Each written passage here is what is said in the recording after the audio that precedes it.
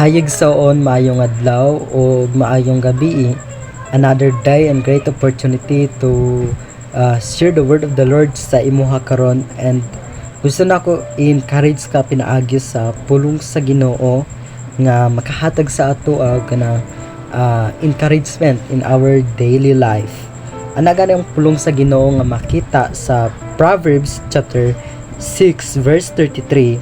Ana siya, kulatahon siya og kawad-ag dungog og maulawan.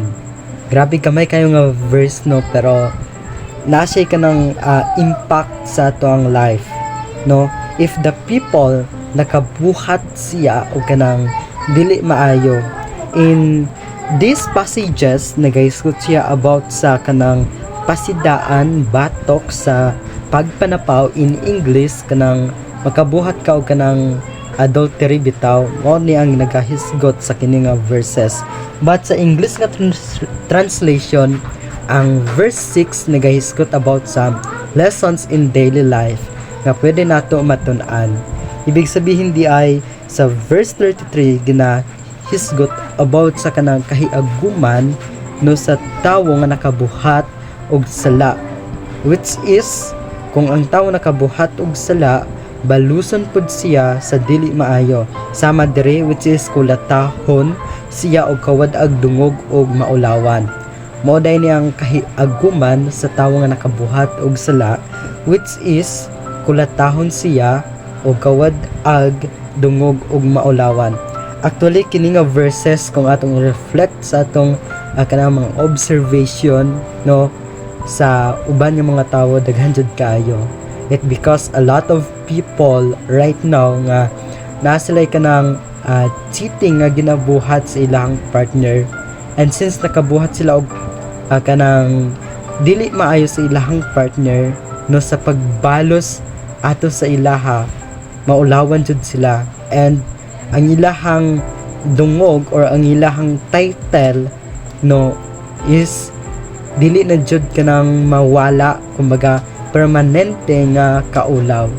For example is kanang ay nakabuhat og kanang dili maayo sa iyang partner, and kato nga tawo mailahan siya as buutan, no, mailahan siya as kanang papasiloon nga tawo, mailahan siya as manghinatagon og uban pa nga makahatag sa iyaha og maayong dungog. But later on sa iyahang mistakes nga nabuhat sa iyahang partner, which is ang katong mga dungog or kanang mga title nga naa sa iyaha, dili na to siya mailhan. It because ang ilhan na sa iyaha, which is kanang nabuhat niya nga mali. That's the learnings nga pwede nato matun-an in our life di ay. If nakabuhat daw kanang mistakes, no, even ang atong kinabuhi is perfecta, kunuhay sa ilang panglantaw, but ginajudge ta nila sa atong isa ka mali nga nabuhat. And that's the reality of life, no. Even your life right now nga maayo ka nga tawo, buutan ka, but if nakasala ka, no, usa lang ang imong sala, but ang ilang treatment sa imuha makasasala kaayo ka. But sa Ginoo lahi, no, ginatreat kaniya if your life mangayo ka kanang kapasiluan sa iyaha. We know through Him kanang mistakes nimo, no, kaya niya mapasaylo compare sa mga tao niining kalibutana.